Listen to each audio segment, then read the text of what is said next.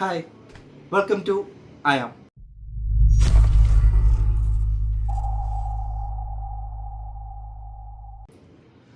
തുടരും തുടരും എന്ന സിനിമ ഒരു 10 മണിക്ക് ആദ്യത്തെ ഷോക്ക് ഞാൻ പോയി കണ്ടിട്ട് ഇപ്പം തിരിച്ചു വന്ന വഴിയാണിത്. അത് എനിക്ക് എങ്ങനെയെങ്കിലും ഇവിടെ എത്തിയിട്ട് ഒന്ന് റിവ്യൂ ഇടണം. അതാണ് എൻ്റെ സുഹൃത്ത് ഇപ്പം എൻ്റെ കൂടെ ഇല്ലാത്ത കാരണം. അവനിക്കൊരു അത്യാവശ്യം വന്നേരം കൊണ്ട് പുള്ളി ആ ഒരു ഇതിൽ പോയി.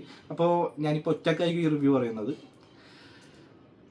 തരുൺ മൂർത്തിയുടെ ഒരു അടുത്തൊരു മാജിക് എന്ന് പറയാൻ പറ്റും. എന്ന് വെച്ചാൽ തരുൺ മൂർത്തിയുടെ ഏറ്റവും ഇഷ്ടപ്പെട്ട സിനിമ എനിക്ക് സൗദി വെള്ളിലേക്കായിരുന്നു. കാരണം അത് നല്ലൊരു ഇമ്പാക്റ്റ് എന്ന സിനിമയാണ്. പക്ഷേ എന്നിട്ട് ഇപ്പോൾ ചോദിച്ചു കഴിഞ്ഞാൽ ആ സിനിമയുടെ പേര് മാറും. കാരണം തുടരും എന്നുള്ള സിനിമയായി.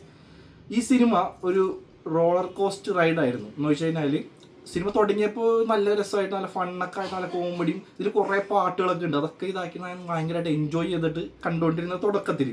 പിന്നെ കുറച്ച് കഴിഞ്ഞപ്പോൾ കുറച്ച് സീനൊക്കെ മാറി തുടങ്ങി.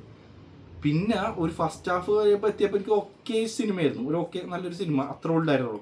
സെക്കൻഡ് ഹാഫ് അങ്ങ് തുടങ്ങി കഴിഞ്ഞിട്ട് സിനിമ ഒരു കയറ്റം കയറി കഴിഞ്ഞിട്ട് എന്താ പറയുമെങ്കിൽ ഫുൾ എന്നുവെച്ചാൽ എഡ്ജ് ഓഫ് ദ സീറ്റ് എന്നൊക്കെ പറയും. ആ ഒരു അനുഭവം വരുന്നത് തുമ്പത്തിരുന്നിട്ടാണ് ഞാൻ കണ്ടിരുന്നത്. അടുത്തുനിന്ന് പെട്ടെന്ന് സമയം പോയതും പോലും അറിഞ്ഞില്ല. കാരണം നമുക്ക് എന്താണ് സംഭവിച്ചതെന്നൊക്കെ നമുക്ക് മനസ്സിലാവും. പക്ഷെ എന്നാലും നമുക്ക് ആ സിനിമ നമുക്ക് തരുന്നൊരു ഇമ്പാക്റ്റ് ഉണ്ട്.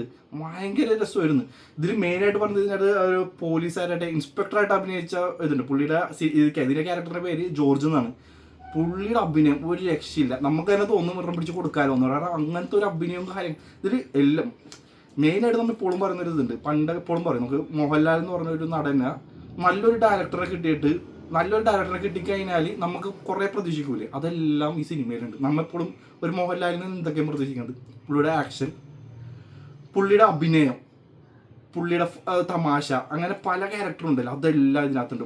പുള്ളിയുടെ ക്ലോസപ്പ് ഒക്കെ ഉണ്ട്. ഇത്തിരി രസമെന്ന് പറയാം. പുള്ളി കണ്ണുകൊണ്ട് അഭിനയിക്കുന്നൊക്കെ പറഞ്ഞു, അതെല്ലാം ഇതിനകത്ത് കിട്ടിയിട്ടുണ്ട്. തരുൺ മൂർത്തി എന്ന് പറഞ്ഞ ഡയറക്ടർ പുള്ളിയുടെ ശരിക്കും ഉപയോഗിച്ചിട്ടുണ്ട്. പുള്ളിയുടെ സ്റ്റോറി പുള്ളി എന്നുവെച്ചാൽ അത്ര നല്ലൊരു ഡയറക്ടറിൻ്റെ കയ്യിൽ അത്രയും നല്ലൊരു നടനെ കിട്ടിയ എന്തായിരിക്കും. അതാണ് ഈ സിനിമയിൽ മൊത്തം പറഞ്ഞേക്കുന്നത്. ഞാൻ സ്പോയിലർ തരുന്നില്ല, കാരണം ഇതിനകത്ത് സ്റ്റോറി കാണേണ്ട സ്റ്റോറി ആയിരുന്നു. സെക്കൻഡ് ഹാഫിൽ ട്വിസ്റ്റും കാര്യങ്ങളൊക്കെ ഉണ്ട്. പിന്നെ നമ്മൾ ഒരു മിസ്ലീഡ് ചെയ്യാനായിട്ടുള്ള കുറേ കാര്യങ്ങൾ ഇതിനകത്തുണ്ട്. അപ്പോൾ എൻ്റെ ഒരു അഭിപ്രായം എന്ന് വെച്ചാൽ എനിക്ക് ഭയങ്കരമായിട്ട് ഇഷ്ടപ്പെട്ടു. നിങ്ങളെല്ലാവരും തിയേറ്ററിൽ പോയി കാണണം. അതും മസ്റ്റ് വാച്ച് സിനിമകളിൽ ഒന്നാണിത്. അപ്പോൾ ആരും ഇത് മിസ് ചെയ്യരുത്. തുടരും. So by.